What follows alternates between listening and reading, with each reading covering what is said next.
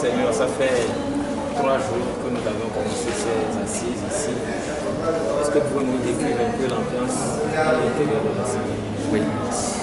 La nature même du sujet abordé fait que les débats ne pouvaient pas être indifférents ou laisser personne indifférent. C'est des débats souvent assez passionnés et nous ne pouvons que nous en réjouir. Ça signifie que quelque part, chacun s'inscrit dans cette démarche de réforme.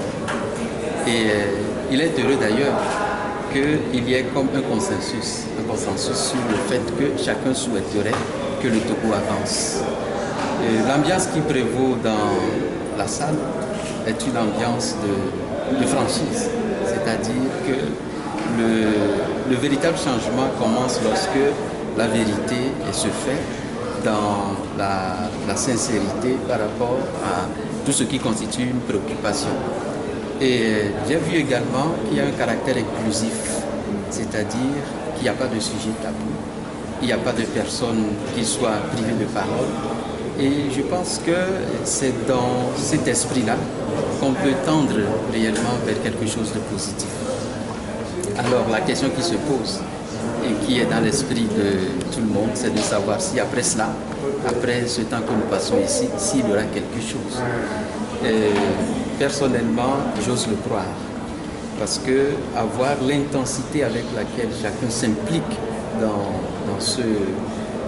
cette démarche, j'ose croire qu'à la fin, il y aura au moins une convergence sur certaines questions qui seront soumises, disons, aux autorités en vue de voir comment concrètement faire progresser les idées que nous aurons débattues.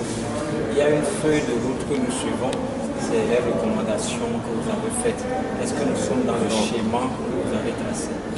Oui, les recommandations sont très nombreuses et elles sont 68 en tout.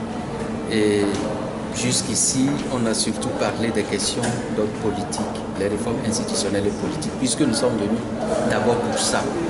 Mais très fort heureusement, il y a eu des interventions qui sont allées dans le sens d'une ouverture par rapport à cette question. Parce qu'il ne suffit pas de faire des réformes institutionnelles pour qu'un peuple automatiquement se porte bien. Il y a tout un ensemble de choses.